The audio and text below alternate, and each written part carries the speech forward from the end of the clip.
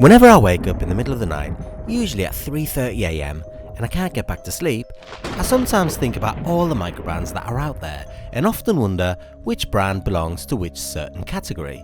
For example, who is the most creative, the most ambitious, trustworthy, successful, classy, current, distinctive, modern, traditional, original, timeless, and 100 or so other adjectives that rattle through my brain as I try in vain to get to sleep. And it got me thinking of who is the absolute legend of the microbrand world. And the first brand that came to mind was Vanbanner, all the way from Vancouver in British Columbia in Canada, and creator of the legendary Parking Master 2.0, VBAO, LEA, and this, the Adroit, and a microbrand that is run by an entity, a mysterious phantom, a very accessible and welcoming person, but one who remains an enigma of the microbrand world and who we only know as LV. Okay, so now I've got my scary Halloween fix out of my system. Today, I'm taking the macro lens to an LV creation, the Adroit, an office GMT, as I try and examine every single aspect of this watch for you, my wonderful and loyal viewers, all 10 of you. And just before we delve deep into this watch, for all those of you who don't know, I do leave chapters in all my vids, so if you want to watch specific sections of my breakdown, then you can use those chapters below and hop around. Oh, and don't forget to leave a subscribe and or a comment. I would absolutely love to hear what you think about this watch and this brand. And keep a lookout for my usual walk around at the end of my vid, as I take the Vanbanner Adroit to the equally legendary Castle Howard, built over 300 years ago and one of England's finest historic houses, and literally up the road from where I live here in North Yorkshire in God's own county. As ever, it's great to have you here.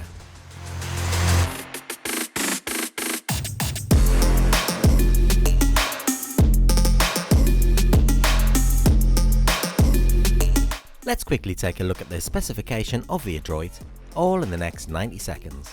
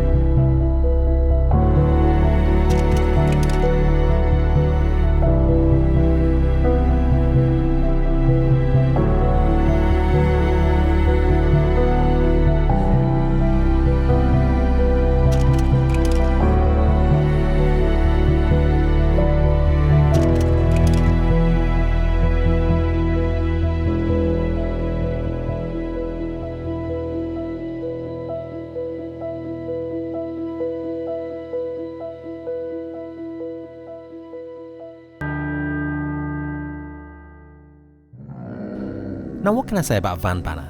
They are a Vancouver-based microbrand established in 2020, and LV being the sole designer behind the Vanbanner operation, who has committed himself to the principle of value at its finest. And his mission is to bridge the gap between superior quality and affordability, making high-end craftsmanship, innovative design, and keen attention to detail accessible to everyone. And as mentioned, Vanbanner is the creator of the Parking Master 2.0 or PM 2.0, the VBAO, the LEA, and this in my grubby hands today, the Adroit. So just to reiterate what was said in a sad but weirdly disturbing 90-second spec, the Vanbanner Adroit came in at 13mm thick, including the crystal, 40mm in diameter, 46.5mm lug to lug, 20mm at the lug with this 316L stainless steel bracelet tapering down to 18mm at its butterfly clasp. The dial is a sand textured gradient blue, and as you can kind of see, it's very textured and fades out to black towards the edge of that dial and that flat reort. And I personally think that the sand textured dial makes a pretty strong statement and isn't very subtle. When I took it out the box, I thought that it very much feels like a coarsish sandpaper, which really adds a bit of a rough texture to the overall feel of this watch. The dial itself is a sandwich dial which features cutouts for the hour markers, which allow the lume to shine through the apertures. And those cutouts vary in shapes and sizes too. Pointed rectangles at the 3, 6 and 9, and squares at the 1, 2, 4, 5, 7, 8, 10 and 11, with a larger, I guess irregular pentagon inverted at the 12, which I guess at first glance looks like an inverted triangle. I really like the varying sizes and shapes of those hour markers. I like how they contrast and are dissimilar with each other, but at the same time keep a very uniform feel, with the 12, 3, 6 and 9 hour markers sporting the larger markers. And note that the date complication is at the 4:30, white text on a black background, and blends in nicely too with the indices. You've also got a printed minute track, ever so slightly thicker at the 5-minute intervals, but nothing too distinct, and those minute markers are printed onto where that blue fades into black to give it a bit of a chapter ring effect and sets the rest of the dial absolutely perfectly. You've got the legendary VB logo under the 12, and this automatic status in a cursive font which curves around the pinion I guess, and is parallel with the curve of the bezel. And that cursive font was actually introduced when Vanbanner released the VB-AO, and my guess is that we'll see that in future models too. You've also got the GMT status underneath it. Now those hands are fully custom made for Vanbanner, with the hour and minute hands, pointed batons, the point of the minute hand landing perfectly against the inside edge of the minute markers, and the hour hand 2mm from the inside edge of the square hour markers, and perfectly against the larger hour markers at the 3, 6, 9 and 12. The seconds hands for me is the star of the show on this dial, and it's not often I say that about the watches I review. It's in a hot pink colour, needle thin, with this square on the seconds hand 1mm from its tip, and that square landing absolutely perfectly on the smaller square hour markers. You've got a fat arrowhead on the GMT hand, which is in that hot pink too, with its point landing on the inner edge of the smaller hour markers, again perfectly. And where all these hands land are very small details that LV has really paid ultra attention to, not just in this watch, but with all his previous models, reinforcing that legendary status in my opinion. Now this is the blue, the VB-AD212, but the black dial, the VB-AD211, is also another option. Now the case is made from 316L stainless steel, looks like a satin finish with Vanbanner dominating the left hand side of the case, which looks really cool in my opinion, but I guess it'll divide opinion. It was a feature on the LEA, but it's a lot more subtle in comparison here on the Adroit. You have polished chamfered edging on the drilled lugs from the bezel tapering down to its point, and that polished finish adds a classier look to the overall feel of this watch. The bezel is a very dominating 48 click bi-directional rotation bezel, again 316L stainless steel, and as you can see here is circular brushed, GMT numerals engraved, and that brushed metal making the engraved numbers appear a bit darker, which looks totally awesome. And you've got the inverted triangle in hot pink here too, which dare I say looks quite legendary. I just love that hot pink, and I know that some will also hate it, but for me I really like it. It's such a brilliant colour choice in a world that's dominated by the use of orange and red. The bezel edge here is also pretty legendary too. It's beveled and high polished, and the side is satin finished, and the two contrast against each other really nicely too, with these diamond cutouts adding to the way that polished bevel edge reflects the light. The crystal is a sapphire crystal, flat, with anti-reflective on the inside, and is beveled at the edge, which is really cool in my opinion. From the face, that bevel edge really gives this distortion at certain angles, albeit very minor distortion, but can make the edge of that seconds hand look pretty cool in those certain angles. And the face of this watch is lit up with C3 Swiss Superluminova on the hands and on the hour markers, with the Japanese lume filling up that hot pink to give off a reddish glow in the night, as well as Japanese lume on the bezel numerals. Now there's not really much else I can say about the lume, as it really does speak for itself.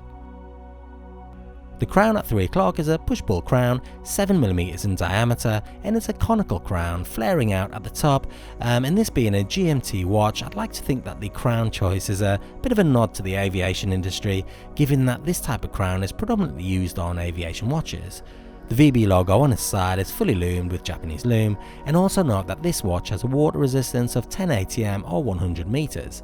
The bracelet is a 316L stainless steel bracelet tapering down from 20mm to 18mm, quick release, which is great if you've got big giant fat clumsy fingers like me. The bracelet is super cool, satin finished on these main links, with the smaller links highly polished, giving this bracelet a bit of a wow factor for me. I mean, what can I say, it's just cool. And you have these slightly larger links by the clasp, both being on 1.5, and those links being connected by a single screw pin. The clasp is a butterfly clasp, and I'm always 50-50 when it comes to butterfly clasps. You know, I love how it can add a bit of consistency all the way around your wrist without a bulky clasp getting in the way of the design aesthetic of the bracelet, but I often find that micro adjustment can be an issue. Now with these 1.5 links, Vanbanner have tried to combat that problem, so overall I'm personally happy that you get that look of consistency all the way around the wrist that I personally prefer with butterfly clasps, without sacrificing micro adjustment. The movement is an NH34 movement, 21,600 beats per hour, 24 joules, 41 hour power reserve, hacking seconds, part of the, for me, ever reliable NH family of movements, with the NH34 notable for its GMT complication, and note that this Adroit is an office GMT as opposed to a traveller's GMT. Now as you can see, with the crown being in the third position, all the hands move. And in the second position, just the GMT hand moves when rotating the crown clockwise, with the date adjusting when rotating the crown counterclockwise, as opposed to a true GMT or traveller's GMT, whereby the time can be moved forwards or backwards an hour at a time without changing the reference and syncs to the date indicator. And that movement is contained behind this exhibition caseback. Again, as I reiterate in all my reviews, it's no secret that I'm a big fan of exhibition casebacks, yada yada yada. This one is a screw down, and actually I kinda love the way this caseback looks at its perimeter, kinda like a giant cog, with the display of the movement in the middle through a sapphire crystal. I personally think that movement looks pretty ace, and you have a branded rotor which adds to a fantastic overall feel of this caseback. It really is exhibition in every sense of the word. On my 7.5-inch wrist, it wears, well, what can I say, in terms of comfortability, it wears really well. It's a perfect fit for me. The ratios of the dimensions just work. The 46.5mm lug to lug, coupled with the 40mm diameter, 13mm thickness including the crystal, and 20mm lug width is pretty much the perfect combination of dimensions to fit my 7.5-inch wrist. And with the watch size to my wrist, it weighs in at 149 grams, which is moderately weighty, but I do like a bit of weight on my wrist personally. So overall, the ratio of the sizes is pretty much perfect for me. The bracelet looks fantastic in my opinion, and is one of a kind in my watch collection. I love how these really cool links go consistently all the way around my wrist, with no bulky clasp getting in the way of that design aesthetic, and well, everything else just blends in well together. Now I wore this around Castle Howard wearing a hoodie and jeans, and it really works brilliantly against casual attire, but I can actually see this watch being worn as a dress watch too. In terms of price, the Vanbanner Adroit is priced at 438 Canadian dollars, 322 USD, 270-ish UK squids, and around about €300 in today's market, with the price actually recently discounted. But keep a lookout on the VB website, as LV is expecting further stock as we head towards the end of the year with several holidays coming up.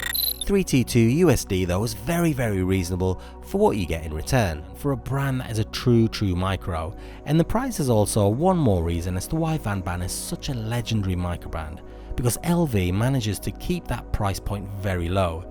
He did so too with the PM 2.0, the VBAO and the LEA. Overall, I love the way every element of this watch feels like it's been designed in isolation but blends in nicely when thrown together. There is contrast actually everywhere you look on this watch. The circular brushing on the bezel against the high polished beveled edges of that bezel and the chamfered edging of the lugs, which is against the satin finish of the case. The smoothness of that satin is stark contrast to the rougher textured dial, and you've also got irregular font types of logo, statuses and GMT markers on the bezel, the blue and the black, the hot pink, the conical crown choice, the funky design of the bracelet. It's all uncompromising, and LV goes about his designs, yes, with craftsmanship at the forefront of all his ideas, but designs that epitomise the guy behind the brand. Every watch he creates looks considerably different to the last. New designs aren't reverted to the old ones, but there are subtle elements of consistent brand identity throughout all his models too, so you'll always know that you're wearing a Vanbanner watch, whatever model you wear. And what's more, each Vanbanner watch isn't much like a lot of microbrands whereby resale anywhere near its original price is pretty much impossible. Vanbanner's watches sell out. There is a demand for them, a demand for the brand, and you stick your Vanbanner on eBay and you'll sell it for a decent price. But if you do that, trust me, you'll be full of regret and full of remorse. And all of these things are hallmarks of a really truly legendary microbrand. Now, the word legendary is a big word. Now, I did momentarily think of the word badass, as in who was the most badass of the most microbrand world, but us Brits haven't really fully adopted the term badass yet into our vocabulary, and well, but I say it, I just sound like a complete donut. So I asked myself instead, who is the most uncompromising, the most epic, the most legendary microbrand out there? And Vanbanner wins the accolade. Uncompromising, as I mentioned, epic many may say, but without a doubt, in my mind, the most legendary true microbrand in existence.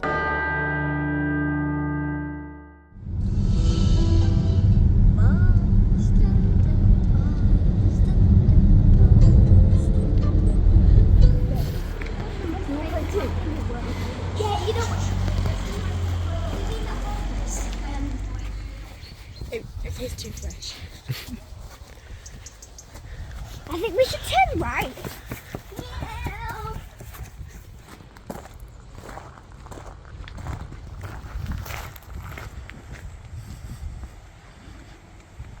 Then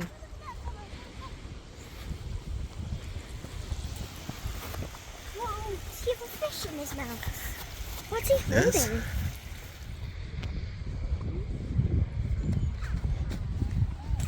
Leave me at the stairs.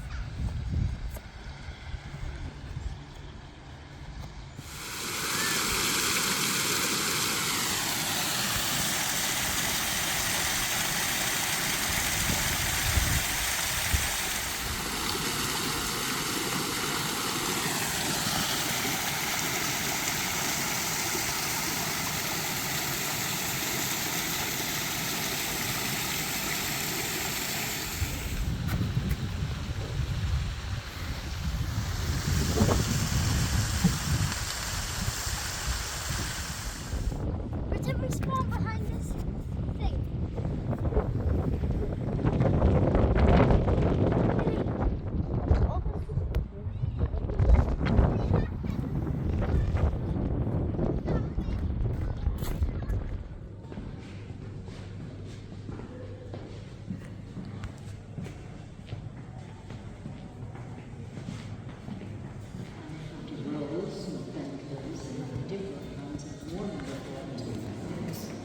And he used to go racing every day. It was racing in Yorkshire. What a race was. And he would come to me.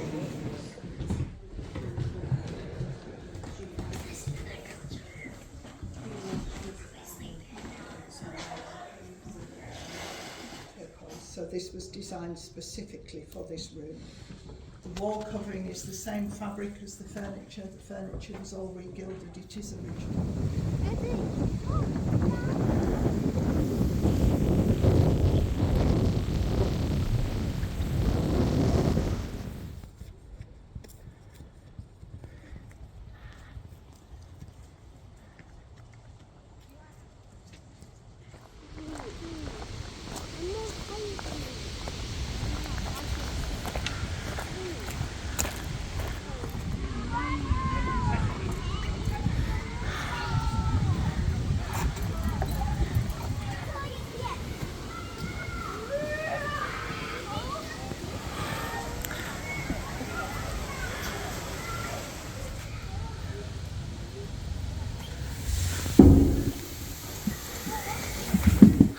1, 2, 3.